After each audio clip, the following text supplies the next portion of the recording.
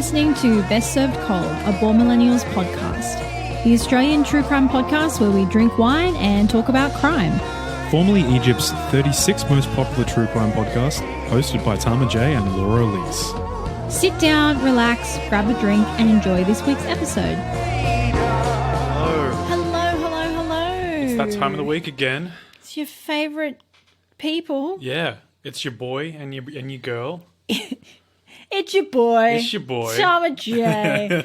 What's poppin', yo, Twitter fam? What's going on? But welcome back to another episode of Best Served Cold, the true crime podcast where we drink wine and talk about crime. I'm one of your amazing co-hosts, Laura Elise, and I am the ghost of Christmas past. Great. And I'm Tama in pajamas running down the stairs. Ooh, you couldn't have gone for something that rhymed with pajamas more? Like, I am Tanama in You're pajamas. criticizing my fucking name? No, I'm criticizing your attempt to turn Tama into banana. Tama and pajama rhyme. How do they not rhyme? It doesn't really. Okay, sure. Well, anyway, the pajamas it's a hint to my story this week. Oh, there you Hence. go. Mine is not a hint to my story this week. That's I'm what- not I'm talking just about That ghosts intelligent, or so- Christmas. Great. I don't know what the relevance that has with the show then, but anyway, Cool. welcome to the show. We talk about crime and we do other things, but we mostly talk other about crime. If you are new around here, just a fair disclaimer at the start, we do swear quite a bit in this show, so if you are someone with sensitive ears who doesn't like the swears, it's probably time to fuck off. Yeah. Sorry, we are not going to censor ourselves or even try to remove swears Look, from we've our started putting vocabulary. in warnings. We never used to do that. Like, literally, you've been warned. You've literally been warned. So fuck off with your 1-star reviews. Just big shout out to everyone who has given us 5-star reviews. I've seen many nice reviews from all of you guys listening and giving us reviews, and it's very heartwarming to see it, especially during the time where we kind of took a bit of time off. Yeah. So you guys giving us support, just looking after our own mental health. And if you haven't left us a review yet, yeah, now please is go the do perfect that. time. So thank you to everyone who has already. We're probably just going to jump straight into it this week. I will just quickly say some quick housekeeping. If you do want to follow us on social media, you can find us at the BSC podcast. Do you have anything else to add at this time? I don't have anything else to add, so we'll just jump right into it. And I think I am going first this ep. Hell you are. It's my turn to go first. It's your turn? Okay, no worries. That's fine. You try and steal my I was not trying to story. steal anything. How Just dare you? was not sure. So for this week's episode, I'm really sorry, guys, because I'm on a bit of a roll with the Unsolved ones. Or technically, this one has been solved, but it's up for debate. It's not very satisfying. It's not very satisfying. Well, that's great because so was mine. So we're just we're gonna be edging you again this week. Sorry, guys. We know how you guys like being edged. No judgment. No, everyone's got their own thing. So I'm going to be going back. I haven't done an older one, like older one. How old? Early 1900s. Have we done it again? I think we we have. unintentionally matched? Yeah. We do this all the time. So technically this one has been officially ruled as an accidental death / accidental suicide, but I still think the case kind of has enough oddities that it warrants a few raised eyebrows. So we're going to be talking about, or I am rather going to be talking about the death of the actress Thelma Todd, which was a very, very big case back in the 1930s because she was very famous. A lot of people don't know her now because she was very prevalent in silent films and what they called the talkies back when. So a lot of the things that she appeared in, you can't, it's not streaming on Netflix. Put it that way. Yeah, and they're sort of a product of the time that don't necessarily hold as much as current. She was movies. kind of a pioneer for that real slapstick comedy that became very, very popular, Lucille Ball, that sort of stuff. So she was sort of a bit of a trailblazer for that kind of comedy, especially for women. But yeah, as I just think because of the nature of how old a lot of her major works are, it's not just it's how not something it is. you can really find. Yeah. So Thelma was born in Massachusetts in 1906, and she led a fairly normal life to begin with. Initially, after she graduated high school, she enrolled in a finishing school meant for people who wanted to be teachers. But her mother encouraged and pushed her to do the pageant circle due to her stunning beauty, and it was after winning several large titles she was discovered by talent scouts from Hollywood. So she was encouraged to enroll in the Paramount School for Juniors, which, surprise, surprise, was run by Paramount Studios. Of course. And she pretty quickly became a hit on the screen, getting her start in silent films and eventually moving on to what they called the talkies. She began appearing in mainly supporting acts that did little to show off her actual acting abilities, with many of her first roles actually being completely uncredited. But she was soon beginning to appear alongside huge comedy stars in 1931, she was cast in her own series of slapstick comedy shorts. So after I can't speak tonight, I'm really sorry, guys. That's okay. After the success of these shorts, she began starring in feature-length films and began to be known as a very highly regarded comedic and dramatic actress. As her career began to take off, Todd also opened a sort of cafe/restaurant, which she dubbed Thelma Todd's Sidewalk Cafe, and it was along a popular highway in LA, and it was usually frequented by other celebrities as well as more sort of well-to-do tourists. It was a very popular tourist spot. Right. And it's this same cafe that would sort of become one of the larger pieces of the puzzle behind Todd's death. So on the morning of Monday, December 16th, 1935, Thelma Todd was found dead in her car by one of the women who'd worked in her home for many years, May Whitehead. The car was inside the garage and Todd was found slumped over the front in the front seat with blood around her nose.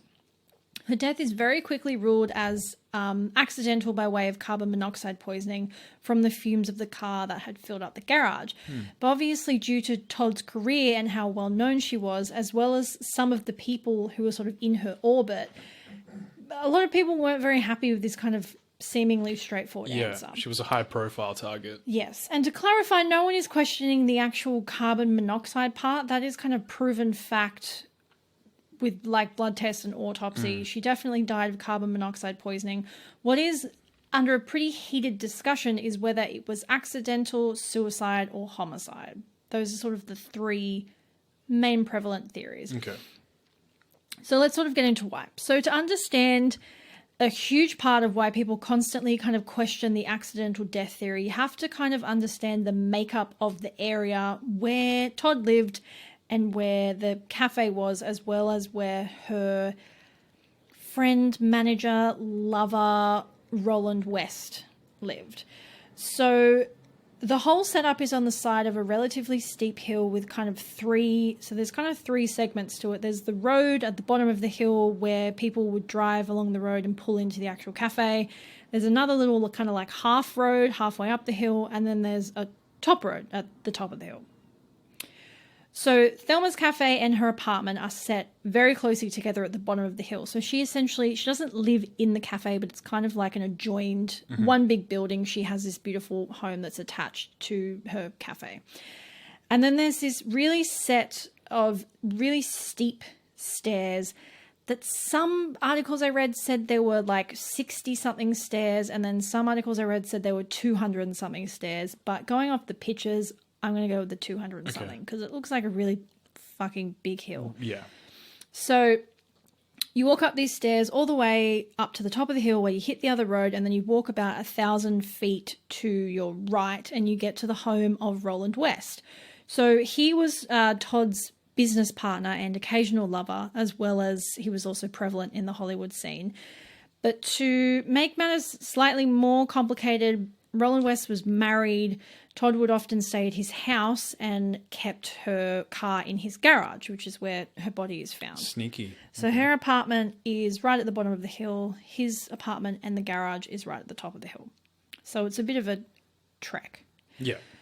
So essentially what would happen is Todd would leave her car in the garage, and her housemaid May would go up and pick it up for her every morning and then drive it down to Todd's apartment so she could use it for the day.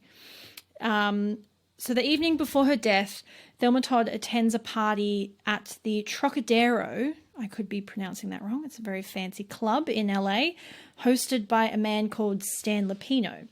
So Thelma Todd was actually the guest of honor at this party, and most sources say that she was having a great time, she was drinking, she was partying, but like nothing really seemed excessive, amiss. Yeah.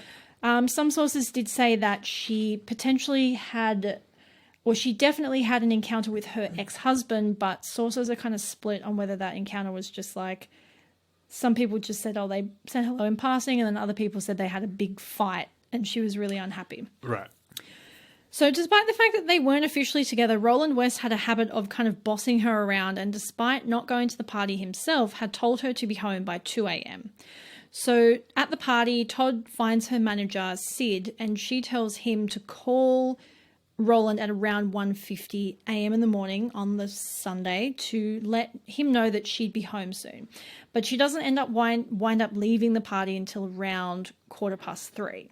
So the purpose of the call was Roland had allegedly, this had happened before, and he'd locked her out of the apartment as kind of like punishment for her getting past her curfew. Like he'd get pissed off and he'd be like, well, you said you're going to be home at 2 and it's 2:05, so I'm going to like lock you out of your own house. Good old-fashioned gender roles of the early 1900s. So they were partners in this cafe, so he would sort of like lock up the cafe so she couldn't get into her house. And this had apparently happened previously. So her driver drops her off outside her apartment at around 3:45 a.m., so well past her 2 a.m. curfew that she'd been given. And he has said that he noted it was odd because normally he would sort of pull up to the cafe and walk her to the front door. And this night she said, no, it's fine, don't worry, I can walk myself. So he drops her off outside, and that's the last sort of confirmed time that anyone saw Thelma Todd alive. So initially, the sort of accepted story was that Roland West had locked Thelma Todd out of her apartment as per his threats. So to keep warm, she climbs this enormous hill to the garage where she gets in her car, turns on the engine to try and stay warm. Because it was December in the States, that's their winter. Mm-hmm. So even in California, I mean, it would get presumably get cold. You're outside as well. She's been to a party. She's not like wearing winter trekking gear. She's wearing like a sequined party frock. Mm-hmm. So a lot of the story was that she got in the car, turned it on to try and stay warm, and then she had a bit of drink, so didn't realize that the garage is slowly filling up with poisonous gas. She falls asleep and dies. When Todd's body was found, she was wearing the same dress and shoes that she had been at the party. She was neat, clean and tidy, with her hair sort of perfectly styled as it was. And her purse was sitting on the seat next to her in the car. So when May found her, the ignition of the car was still on, but the engine had switched off, despite the fact that there was still plenty of gas in the tank, which some articles said was odd. Some other articles said that was just how cars were made at the time. If you didn't kind of keep things turning over, the engine would just stop. That makes sense, I guess. If anyone knows anything about cars, feel free to interject. Well, 1930s cars as well. 1930s cars. Yeah. I can't say that I wanted to do much research into the engine makes of cars in the 1930s, so you guys do it. You guys do it for me. So the death is very quickly ruled an accident, with the official autopsy report stating that Todd had died early Sunday morning, with her body remaining in the vehicle until its discovery by May on Monday. Holes pretty quickly show in this story.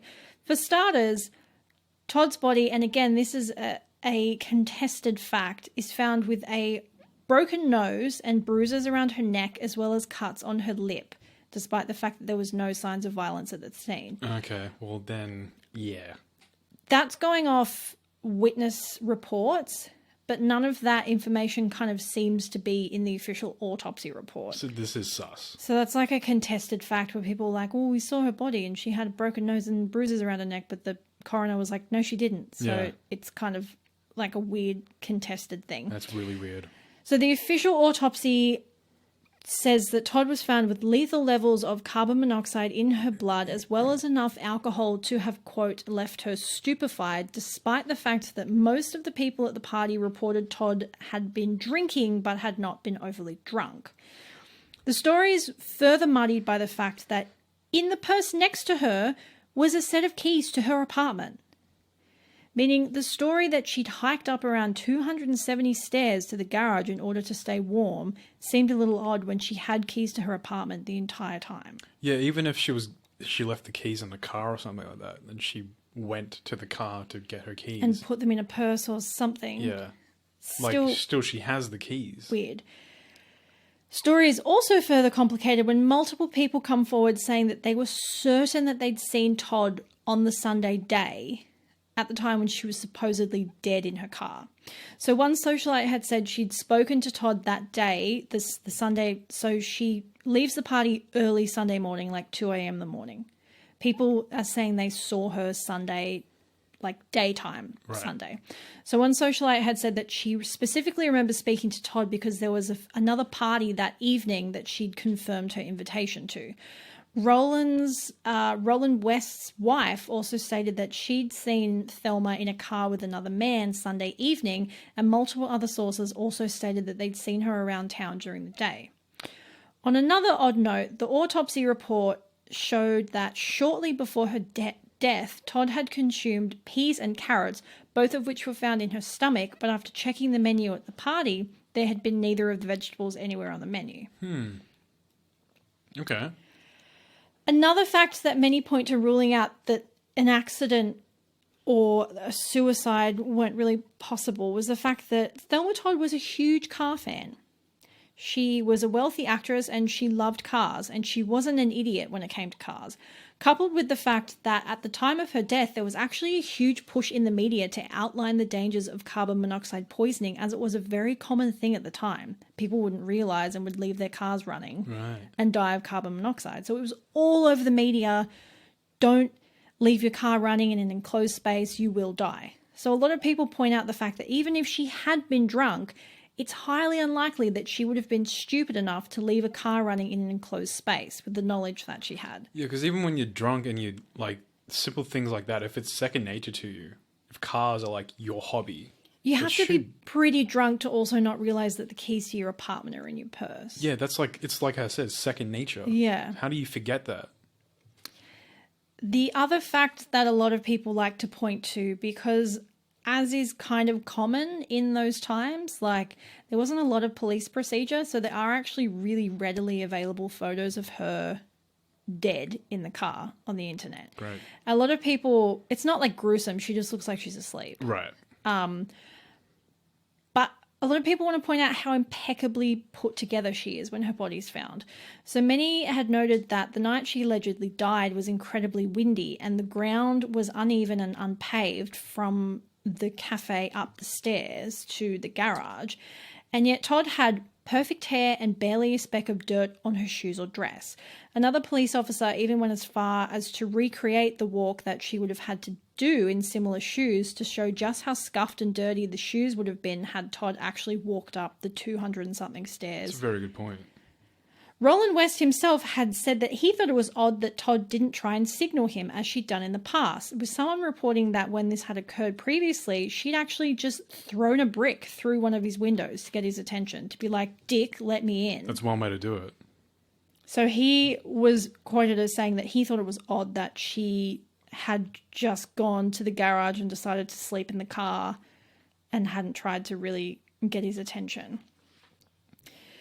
So regarding the suicide theory, while we know it's not necessarily a solid indication of someone's kind of mental health space, all of Thelma's friends reported that she was in great spirits. Her career was on the up. She'd been heard talking about a mysterious new man in her life who lived in San Francisco that she was really into, as well as inside the very car she was found deceased in, the boot was full to the brim with wrapped Christmas gifts for friends and family, which is an odd thing to have bothered to do.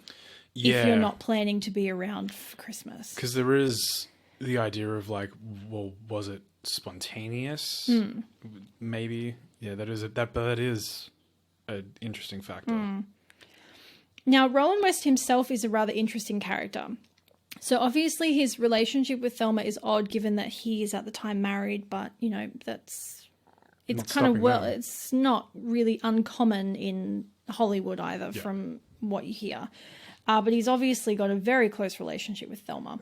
So even though his wife had confirmed his alibi that he had in fact locked up the cafe and then gone home and gone back to sleep, a lot of people don't believe this. A lot of people in their inner circle said that he was jealous of the other men in Thelma's life who she had relationships with, as well as the fact that her career had continued to grow while his had kind of faltered and plateaued at this stage.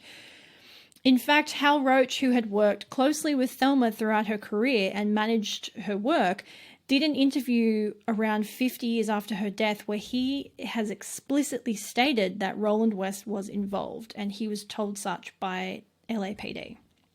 Mind you, at this stage, everyone else involved in this story bar him is dead. So it's hard if there was ever going to be a time for him to be like, I'm just going to make some shit up, there's no one to refute it. 50 years after the fact as well. Yeah. So Hal Roach told the interviewer that after Thelma's death, LA police had told him that after intense questioning, Roland had confessed. Roland had stated that after she'd come home from the party, they had gotten in a fight and she'd kind of gone, fuck you, I'm leaving for another party. And after she'd gotten in the car and attempted to leave, he had closed and locked the garage door shut with her inside, kind of thinking, that'll teach her a lesson. However, when he returned the following morning, he was like, oh shit, she died. And so he just closed the door again and just went, I'm just going to pretend like nothing happened. Like, why would she stay in the car then? You know what I mean? Like, that's a bit silly. So another theory around her death is the involvement of a notorious mobster, Lucky Luciano. Lucky. So it was said that they were in a rather violent on-again, off-again relationship. Lucky was looking to get into the gambling business and had propositioned Thelma to install a small casino above her cafe, to which she refused, stating, over my dead body, which some witnesses say to this, he responded with, that can be arranged.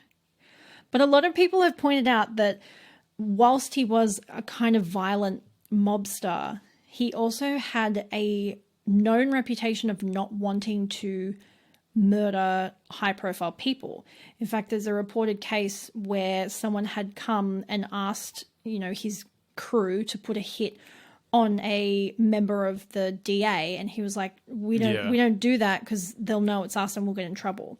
So it kind of begs the question why he would murder one of the most high-profile actresses of that time. Yeah, it doesn't make any sense. It doesn't super duper add up. When you could just buy her out or extort her many other different Or put ways. a casino literally anywhere else. Yeah.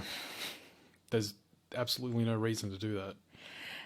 But there are a lot of other little interesting tidbits that I won't get into. But if you are interested, there's Reddit always. Their Unsolved Mysteries. Just go on Reddit, yeah. Reddit thread has lots of they cool... have everything. Cool little things. But yeah, it is one of those things that's just been technically solved but never really solved. Yeah, and people it's still not a to this satisfactory day ending. Kind of question it. A lot of people also point out that she had multiple known stalkers, like police had to arrest people. People had been trying to extort her, sending her threatening letters and saying, if you don't give me 10 grand, I'm going to kill you, all that sort of stuff. And I guess an interesting quote that I found from the Chicago Tribune when this all kind of happened. While a grand jury ruled that Todd committed suicide, it was unable to explain her broken nose, the bruises around her throat, and 2 cracked ribs. Apparently, the grand jury thought Todd also beat herself to death. Of course. Because that's how it works. You can break your own ribs as a... Yeah, it's just... But it's all... So many of the weird things about the case are kind of like he said, she said. So it's... Yeah. It's very interesting because a bunch of people said that they saw bruises and then the coroner was like, no, you didn't. Though there have been cases of coroners, especially during this time, severely fucking up. Oh, yeah. 100%. Like, there are many cases 100%. Like, so in the photos online, can you actually see any signs of trauma or anything like that? Like... So most of the photos available online kind of show it's really just her like slumped over in the front of the car. Yeah, okay. So you can't really see a whole lot, anything. or her face. It's just kind of, yeah, she's just sort of like slumped over the steering wheel. Yeah, okay. So it'd be very hard to sort of discertain like Yeah. what exactly happened, or whether you can quench that theory. Yeah, but it's a very interesting case. I always find those ones where it's kind of super high profile really interesting, because I think a lot of the time you kind of put these people up on a pedestal, Yeah. and think things like that don't ever happen because they are so well known. They've always got eyes on them. But then you have these weird things that kind of slip through the cracks. Yeah, there's a lot of those over the years that have happened where you're like, this person just seemingly vanished, or this person mysteriously died, and there's no real reason or like theory that holds weight. Yeah, but that is the story of Thelma Todd. Great. Well, thank you very much, Laura. We are going to take a quick little break right now. We're going to go to our bathrooms and get our little refreshing of our drinks and such, and we'll come back afterwards.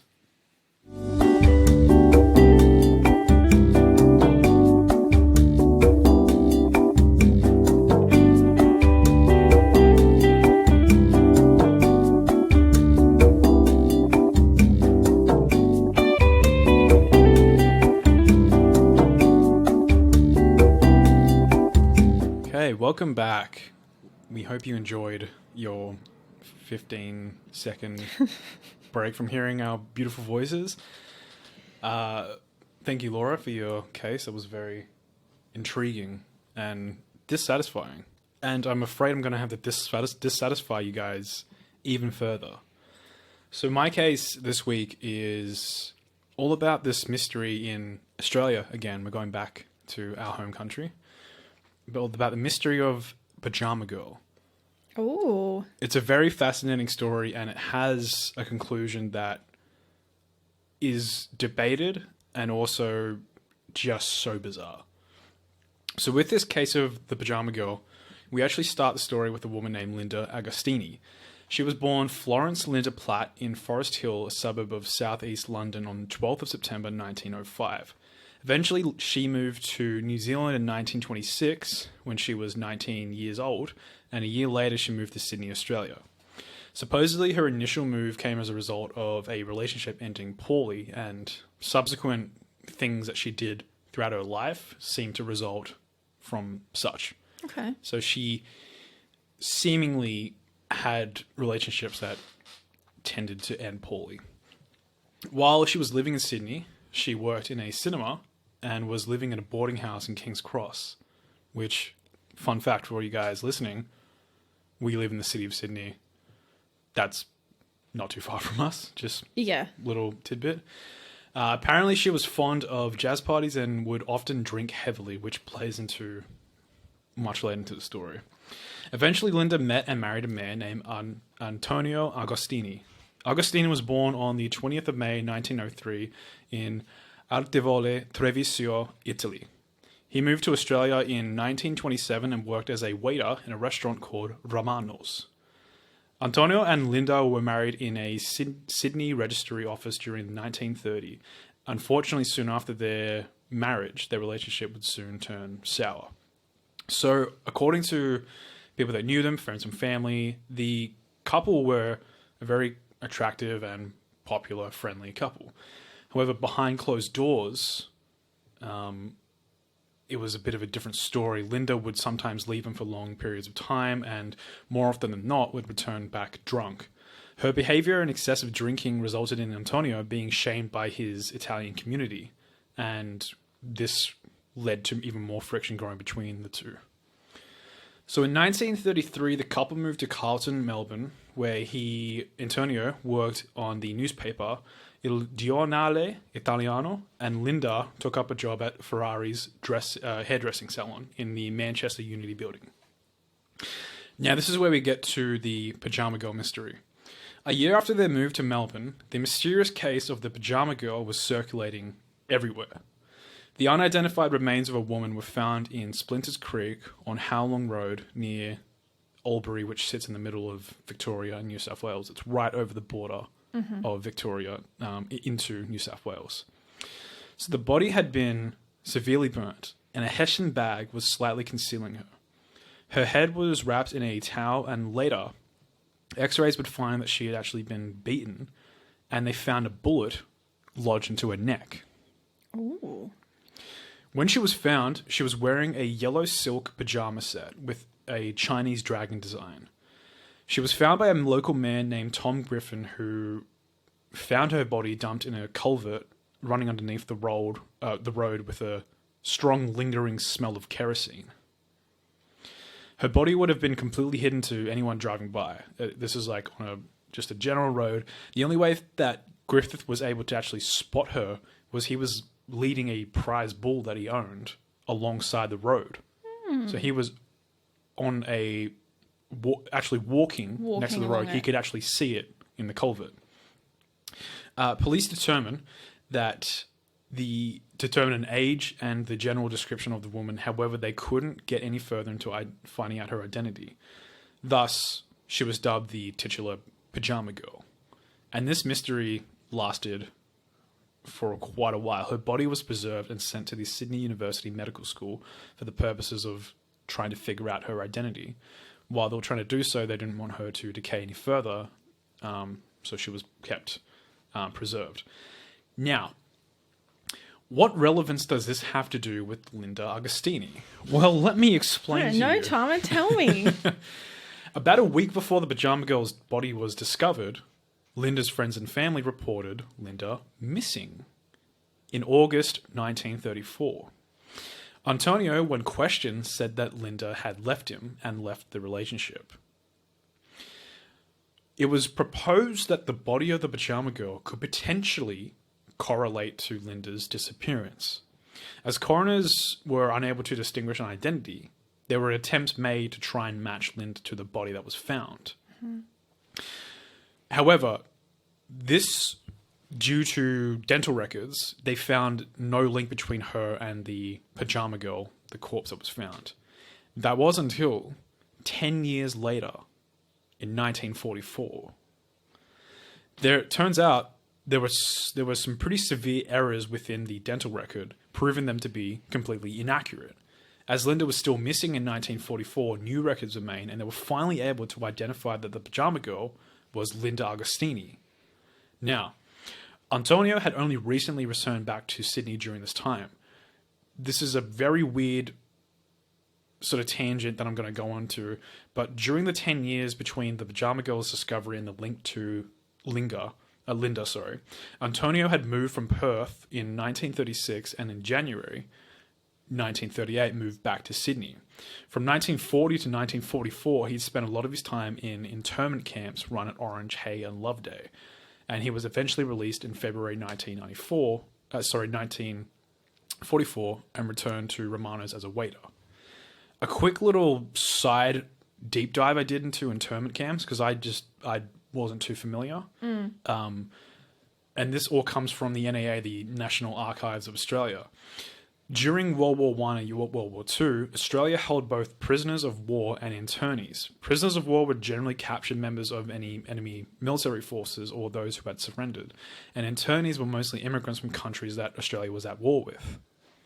So most were civilian men, but some women and children were also interned.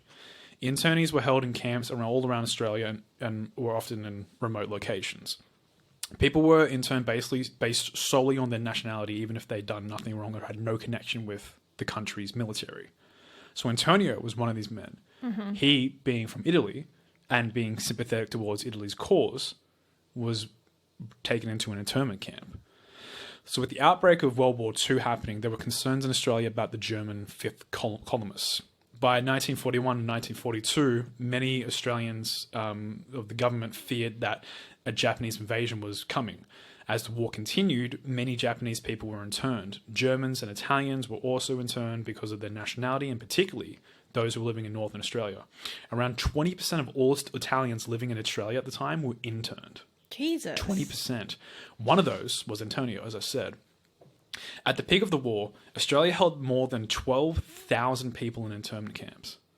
They were overseen by the army and they were run like military camps, used in reused buildings such as the old jails in Berrima and Trial Bay in New South Wales, and the government released many internees before the war ended, but by the time the wars ended, they had to release everybody. That was sort of it. Others could leave the camp when the fighting stopped. Internees from Britain or Europe could stay in Australia. Most Japanese internees, including some who were born in Australia, were sent back to Japan. Jesus. Even if they were born in Australia. And this wasn't exclusive to Japan. It was Italians, Germans. I mean, I can't say I'm surprised. Yeah. A fun little side note on where he was during this 10-year gap. So we now enter in a new character to the story, William McKay. He was the police commissioner at the time that this new discovery was made in 1944. He actually knew of Antonio before the war had started because when he frequented the restaurant that Antonio worked at as a waiter, Romano's. McKay was the only one was the actual police officer to interview Antonio about his wife. And instantly, during the interview, he notices that Antonio's acting strange, very nervous and scared. When he questions him on his behavior, Antonio simply confesses to killing his wife, Linda. Straight up. Completely confesses. According to Antonio, he had accidentally shot his wife during an altercation when they were living in Melbourne. In fear of being arrested for a murder, Antonio drove her body over the Victorian state border into Albury, New South Wales, and dumped the body into the culvert that she was discovered in. He then poured petrol over her body and set her on fire in an attempt to destroy evidence, which very nearly worked for him, evidently. During the time of the Pyjama case, the mystery was one of the largest and most notorious in the countries. As such, in the 10 years that the case ran cold, put the police under the magnifying glass, with the whole country upset over the failure and subsequent blunder in identifying who the Pyjama Girl was. As such, there were many doubts to the legitimacy of Antonio's confessions. Oh, okay. Yeah. So some have theorized that his confession comes as a result of police corruption and a miscarriage of justice. Notably, historian Richard Evans, in his 2004 book, The Pyjama Girl Mystery, A True Story of Murder, he points out that there are many discrepancies between the features of the Pyjama Girl and Linda Agostini, including, and not limited to, her eye color, bust size, and nose shape. Apparently, Linda had blue eyes and the Pyjama Girl had brown eyes. So there are a lot of these big indiscrepancies. Little discrepancies. You're like, wait, hang on a minute. Something's not right here. Either way, though, Antonio Agostini was arrested for the murder of Linda Agostini, and for most people, this was just the natural conclusion to the elusive Pyjama Girl mystery. Antonio was charged with the murder, and he was extradited back to Melbourne and tried for the murder of Linda Agostini, his wife. He was acquitted eventually, but was found guilty of manslaughter, and was instead sentenced to 6 years imprisonment with hard labour to the Pentridge jail. Upon his release, he was deported back to Italy on the 21st of August in 1948, where he married a widow, Giuseppina Gassini, in December 1952 in Cagliari, Sardinia, and remained there until his death in 1969. Linda was given a funeral at state expense and was buried in Preston Cemetery on 13th of July 1944, which I believe she's still at. So if there is that book, there are many other theories as well as to whether or not Antonio was the man to do so. Yeah, well, that's a big eye. The eye color is a bit different. As the police commissioner was the only one to question him or to interview him and get a confession out of him, that I can see, it does hold some weight that something could have happened. Yeah. Given at the time, too, this was the most notorious mystery in Australia. And it made the police look like fucking morons. The idea that, like, there's this woman who they have no idea how, or have any idea of how to narrow it down. You know, usually you have, like, witnesses coming forward saying this and that, and they have some sort of way to like find prime suspects. Yeah. Right? They had nothing, basically. They had witnesses coming forward saying that they believed it was Linda. And they didn't really get anything out of it, or at least from what I can see, didn't get anything out of it, or maybe didn't even try. And so consequently, it is plausible that 10 years later, maybe, they found something that they could use to, you know, pin it all on Antonio. Very interesting. It does hold some weight. I don't necessarily agree with it completely, because it is like that 10-year gap thing. You're like, yeah, I don't know, that's a long time. Did you read anything that said whether he did he die in prison or No, he got deported back to Italy. Oh, okay. Like he got deported back to Cagliari in Sardinia, which is in Italy, and he died there in 1969. He got remarried. Oh yeah, you did say all that. I did say all that. Yeah, so just my brain's restarting. But he only spent 6 years in prison for the manslaughter, and I'm using quotation marks, manslaughter of his wife. Because I don't know how often you shoot someone accidentally in the neck. You know what I mean?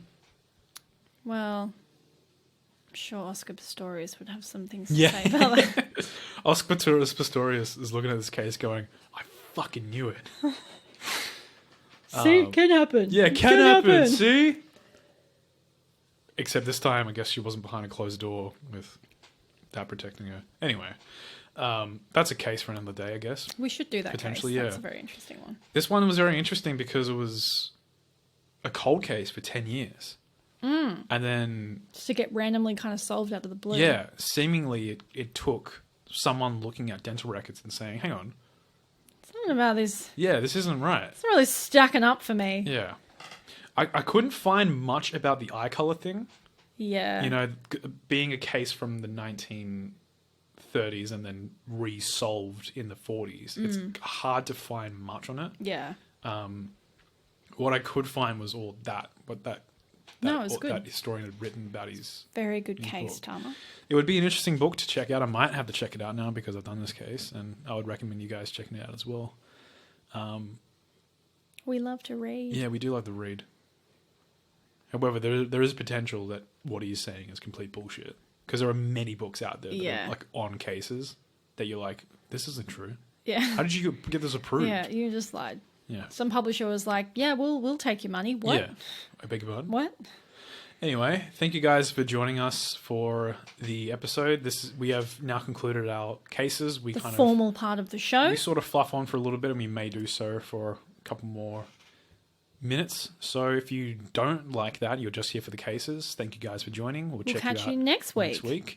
However, if you're a cool cat or kitten like us, and you like to fluff on and listen to us, welcome. Just talk shit. Welcome. How's your week been?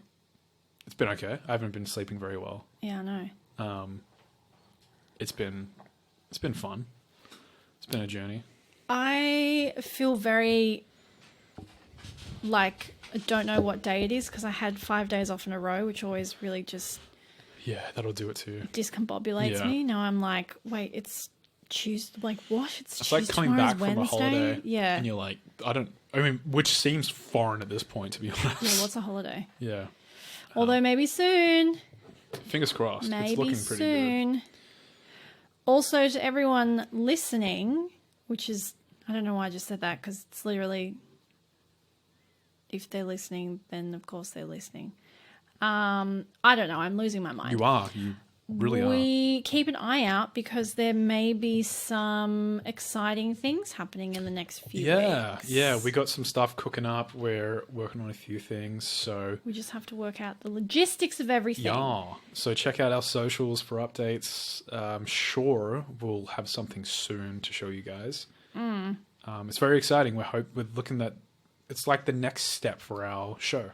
Yeah, basically. We just have to work out. It's a scheduling and logistic thing. Yeah, is the problem because we will be able to do things in 2 weeks' time, so we also have to keep that in mind and not overpack our schedule Yeah. with things and then be Because- like, oh, yeah. shit, I actually have to leave the house now. Yeah, which is scary and going to be hard to adjust to. So it'll be difficult, but we'll just sort of take it slow. We'll get there. Yeah, we'll get there. We'll get there. You guys will see when it happens. In smut talk for this week, if anyone's interested, there's probably like 3 people that care about this. I started a new book. I do really like it. It's really good plot. But there's just, I read like 400 and something pages for one kiss. I didn't sign up for this PG crap. Christian smut. Christian smut. No, it's called Throne of Glass by Sarah J. Maas, and it's really good. I'm excited for the next one. Sorry to interrupt your smut talk. I think you're done anyway, so it doesn't matter. I need to tell you... I've told you, briefly... I need to tell everyone listening. Do we? No. We do. No. I really don't think we need to talk about this. We do. We need to talk about this. I know exactly what you're going to talk about. I recently learned... What if there's people who are from that... I'm not making fun of it. I'm just saying I recently learned about it. Okay? Please, can I just put a disclaimer? Please don't cancel us for what Tama's about to talk about. No, look, okay, look. So I'm not poking fun at anyone. This is not disingenuous at all. I just recently learned about this, and I had no idea it was a thing. I still don't believe it's a real thing. I didn't know it was a real thing, and quite frankly, it's just fascinating. Now, let me just preface this, not attacking anyone at all. I recently learnt about a phenomenon called soaking and jump humping. Now, if you're unfamiliar with what soaking and jump humping is, soaking is placing a penis inside a vagina and just leaving it there, which apparently in some facets of, I believe, Mormons and Christians, it is a religious way and a very safe way of having sex, consensual sex, and in no way defers your religious beliefs. Now, you're thinking, that's not quite stimulating enough. How do you improve on that in a safe way? Well, that's where jump humping comes in. I can't believe you're talking about this. Jump humping is where you get a third person, a friend, maybe a roommate or a neighbor, and they jump on the bed next to you to create friction between the two people who are currently soaking. This is not real. I refuse to believe this is real. If you are someone who is Mormon or highly religious and you've heard of this, please let us know. Can you because confirm if it's true? Confirm if it's true, because it is amazing. I mean, Tama and I are creatures of the internet, so we do understand that not everything you see on the internet is true. No. But if it is, that's incredible. Kind of, yeah. The ingenuity of some people. So uncomfortable for all parties involved. Now look, when you're going to make do with what, I don't know out of the 3 people what would be the more uncomfortable. Because put it this way, you've got someone, whether it's the male or the female, who just came to do what they could do within the boundaries of their religious beliefs. Right. Then you've got the person who also came to be involved and bought the friend. And then you've got the friend. So you've got a complete third wheel who's just like, I just came here to like dip my toe in the water. I didn't sign up for this. And then you've got someone who has to watch their friend bounce on a bed next to them whilst they're having sex. And then you've got the friend who is bouncing on a bed next. Like, I don't know which one of those things is worse. Like, it's the levels of like, I want to have sex. But that's just have sex. Or just wait. Like, it's really the in-between. It really just doesn't seem worth it for anyone involved. Like, look, at the end of the day, you do you, boo. Whatever brings you bliss, as long as you're not killing or hurting anyone, I'm okay with it. But, there are choices you make in life, and that's a choice. That's a choice. That's a choice. That's a choice. Anyway, that is just something... Tatiana would say. That's something that I learned this week. that I felt I just needed to share, so we can probably get someone to inform us if this is a real thing or not. If you know it's true, please let us know. In other news, let's talk about more important things like Drag Race. Yeah. Drag Race UK started Great this segue. week. You jumped humps right out of that topic. I tried. Who do we like so far? Everyone loves Chorizo. Everyone loves She's Chorizo. hilarious. Everyone loves her. I really liked Victoria. It's really nice, like seeing an AFAB queen. Get she's also she's queer as well. She's queer as well. So there's that facet of it as well. It's like it's not just. I think it's interesting because we're seeing. You've seen. I can't remember the Scaredy Cat. Who was I think they were bisexual. Oh, were they? I believe. At least they didn't have a strict sexuality in the terms of being straight. Yeah.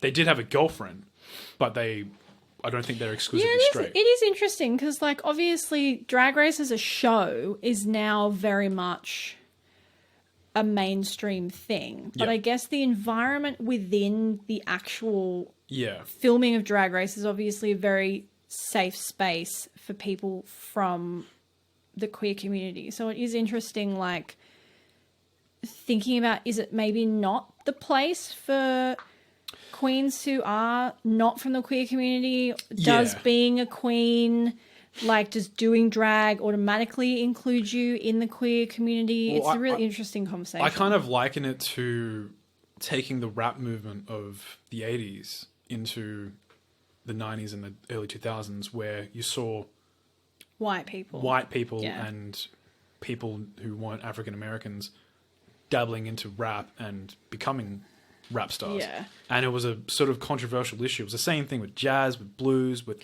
rock. I guess that is still... That's actually a really interesting way of looking at it. Yeah. Because, you do obviously have white people who make a shit ton of money doing rap. But then you have people of colour within the rap community who are still marginalised and oppressed. And it's like, you've just taken this thing that was theirs and you made fucking money off it. That's why people talk all about it all the time, but you got to respect the people that paved the way for what it is now.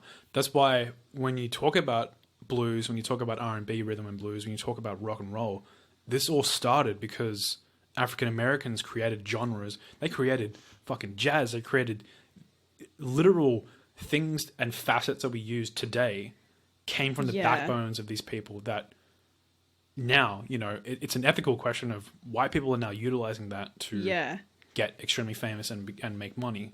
And it is a bit of like I think as long as you are realizing where it comes from and acknowledging those who came before you and giving credit to those in your community and during your kind of era who are, Yeah, I think it's a very interesting line. It is, I saw this really, really interesting video on TikTok the other day that was talking about, because there's a big thing within the spirituality and like witch community of cultural appropriation of closed practices. So, for example, like hoodoo and voodoo are closed witchcraft practices from people of colour. Okay. And you get a lot of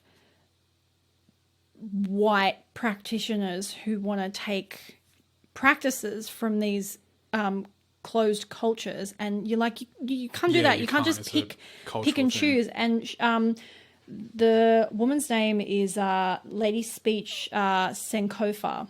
She's really cool. She talks about a lot of cultural and racial issues in general, but I like the fact that she goes into like the witchcraft and the spiritual community. And she was talking about how white people will want to take bits and pieces from other cultures because, quote, white isn't a culture. Yeah. Like someone who is of Irish descent, someone who is of Celtic descent, that's a culture. Yes. Yeah. But we as white people have so just like removed ourselves from that. So our cultural moniker is we are white. Yeah. Like, which I think is really interesting for you because you obviously have very strong connections to your New Zealand Maori heritage, and you're very, you love researching it, and it's very special to you. But someone like me, I actually have no idea my ancestry, and it actually made me want to do some proper research into where I'm actually from, because it is really true that you don't really have roots in terms of knowing where you come from, which I think is what then lends itself to a lot of like cultural appropriation, because you just don't know who you like. Not that I'm trying to say it justifies any of it, but it was a really interesting take from her, because she's obviously a POC within the witchcraft community, so I think a lot of her takes on things are really interesting. It's what kind of annoys me about people who talk about like Australian culture, or there is no fucking Australian like culture. American culture, or like basically colonized lands culture. Yeah, unless you're talking about Indigenous people, there is no Australian culture. Well, your culture, if you're talking about, you know, white Australian culture, you're talking about Pākehā, you're talking about white New Zealand culture, you're talking about hundreds of years, right? You're talking about hundreds of years compared to hundreds of thousands to millions of years of culture that have developed over like hundreds of generations of people who have been here before like civilization was even what we know it. So your idea of what culture is in Australia or New Zealand or America, it's fair enough if you like, you enjoy things that are generically Australian, but to say like the Australian flag or the what ties us to colonization, what ties us to the United Kingdom in our flag and whatever, that's part of our Australian culture. That to me is pathetic. I don't think that is a culture.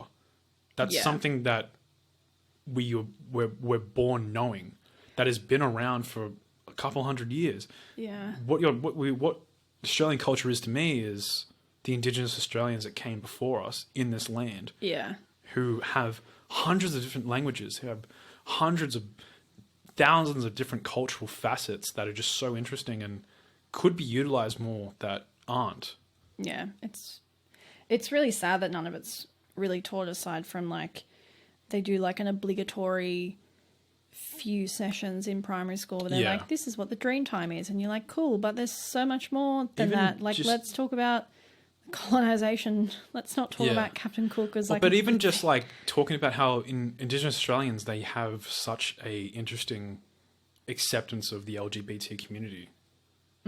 Like there are, and it's the same thing with Māori and with Samoans. There are, and it's not like this isn't a generalization of that, because there are, like, as with any group of any type, there is always going to be oppression. But within the Indigenous Australian community, people, and with Māoris and Samoans, there are, like I think with Indigenous Australians, it's sister boy and a sister girl and brother boy, I think. Where in Māori it's in Samoa it's whakawhine, and Māori it's whakawhine, which are people who are born either a man but they're raised up as women. Like in these cultures you have their this own idea kind of like identity and gender roles sort of not really being a thing, and sexuality being not what we have created it to be in Western society. Yeah, how boring, honestly. Like, out of all the ways, that's my thing. When people are like, there's only two genders, I'm like, how fucking boring. You can't decide that. You can't decide that in your hundreds of years of colonization in a country and saying that's the way it is. In literally these cultures, it's been much more complex than that for fucking hundreds of thousands of years. You can't just say there's two genders. But, like, it's just... That's what, like, it gets me. I'm like, how uncreative are you that you can only imagine, like, how boring your life must be. Anyway. Yeah. But yeah, it made me want to, like, because I know that my family is from England, but I think that only goes back 5 generations to Cornwall in England. And I would really love to know how far back, like, my ancestry goes and where, like, my roots are, because I would genuinely love to do more research into the cultural practices of, like, where I'm actually, quote, from. So I think everyone just wants their identity. And I think that's why me being my dad's side of the family being Māori and my mum's side Maltese, I have a strong connection to my Māori heritage and my culture from New Zealand. I think that's why people like myself get so engrossed in it, is because we need identity, and having that culture not define us but to be a part of us is so important, especially with Indigenous cultures. It's so important to have that identity, being young adults and being children, to have that cultural identity growing up. You need that, especially from an Indigenous community. It's so fucking important, because this is stuff that comes hundreds of thousands of years before in the making. We can even really think of, and it all plays into spirituality as well. Connectedness Sorry, you keep going. No, you keep going. You're right. I was just going to say, what's really interesting is I've noticed a pattern with this show where we'll have 1 week where we just somehow naturally fall into a super serious conversation, and then the next week we'll just talk. I think we just get it. Yeah. Shit. Yeah. Although we did a little bit of both in this one, I will say. We talked about jump hopping? Jump humping. Jump humping. Yeah. And fairy smart. Yeah. And cultural identity. Yeah. So I think we did well. We're just I think, really long story covering all short, bases. on cultural identity, it is very cool to see different parts of the LGBT community within the Drag Race atmosphere. Yes, that was a really long tangent we went on. But it is very cool seeing the representation within the trans community and just different facets of the drag community. You're like Gottmik. You have queens that have been on earlier seasons, like Kylie. Laganja. You have these queens that have appeared on the show as just gay men who have now transitioned into the gender that they have always been. And it's amazing to see that.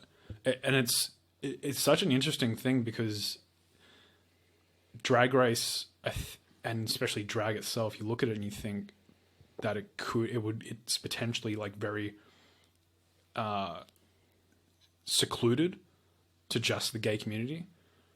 But I think in especially recent years, that has expanded as the movement grows, and that more kind of groups within the LGBT community are accepting of others. And the general public, and just where we're at the moment, we're sort of more accepting of letting people be who the fuck they want to be. Yeah. It's cool to see that, and especially this, And on that note, just segueing again into a lesson that I learnt this week. Talk to your friends about politics and religion, because I have a friend who for years I have just assumed that she was Christian. I found out this week that she's not. And for years, we could have been talking shit about tarot and crystals and witchy stuff, and I've just never brought it up or never talked to her about it because I assumed she was Christian. And she's not. Right. I'm like, dude, we've lost so much time. We have to make up for this now. So, talk to your friends about politics and religion. It doesn't always have to be some hectic, crazy conversation. Well, I think even if, say, for example, your friend was Christian and they're not really into that, I think just knowing that they're not into it, and you have that, it's just being respectful at that point. You just find out, these things you find out, I don't think, just don't be scared to talk about things with your friends.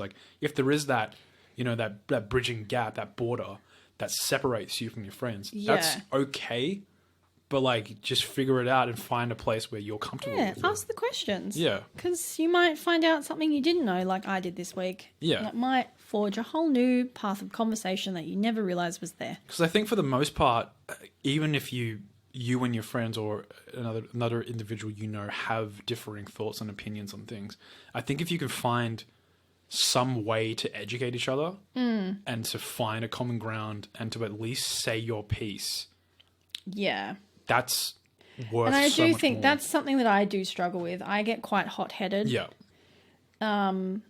Which is, that's just who I am as a person. You're just passionate I'm working about the on things it. I'm working on it. I just sometimes, when it's my way or the highway, it's my way or no way, you die. Yeah, exactly. And sometimes I need to chill out a little bit. Yeah. But, you know, okay. we're growing. We're working on it. Yeah, it all comes from passion, and anyone like that, even if they're misguided, it all comes from some sort of form of passion or something that they're very, you know, believing in. Like for you, it comes from a passion of wanting to protect animals and protect people who have been, you know, segregated their entire lives and disregarded and come from, you know, broken homes. You just want to help people, and and for the most part, that is what people are like as well. You know, they just want to help, and it's just a matter of talking to people and educating them, and you know, guiding that anger in the right direction. Yeah, good stuff. Yeah. Do we have anything else to talk about? I have no topics. No, I think we covered a lot. I've covered jump humping, so I'm happy. I'm satisfied. I can't believe you brought that up. I can believe I brought it up. The code word for this week is soaking. No, it's not. It's absolutely not. The code word for this week is... Don't listen to Tama. The code word... I can't speak now. You've scarred me. It's soaking. The code word for this week is wine glass. Okay. But also send soaking, no, and I'll don't. give you a personalised thank you. No, he won't. I won't let him. I'll change the password to all the social accounts so we can't get in. No, but someone actually asked me last week. She was like, I was really surprised that after all the talk about pooping, you didn't say a code word that had to do with pooping. And I was like, look, to be honest, 90% of the time the code word is I've just looked around the room and found something. Like, guess what's in front of Laura right now? Yeah, the code word. That's and right. Last week it was my water bottle, which is why I said thirsty. Yeah. So it is what it is. It is what it is. It is what it is. This show is not the code organised. word is soaking. Send that in on anywhere on our socials. We are the BSC podcast. Is that where we are? I don't know if I want to confirm it now. Can't remember that. Wow. The BSC podcast. Yes. You're a bad podcaster. I mean, look, I'm busy being a podcaster. I can't think of these things off the top of my head. Really? We're the BSC podcast and all things social. That includes Facebook, Twitter, TikTok, Instagram. We don't really use Twitter, so just message us on Facebook and Instagram. Check out our TikTok, because we have a bunch of cool videos on TikTok that I spent days working on, and I need you to appreciate them. We would really like another video to go viral. Please do so it. Make it happen. If you all could like and share and comment, just interact. I'm not going to pretend I know how the For You page works, because we had a video that was up for like 2 weeks before it popped off. So who knows, honestly. But, you know, do the damn thing, because we would like to quit our jobs. Just check it out. Stay tuned on our socials. We have some cool updates and announcements coming out sometime soon. And I think we should just end it there. Yeah, we'll catch you next week. Yeah, code word is soaking. Code word is wine cup. Don't listen to Tama. Guys. Okay, bye. Bye.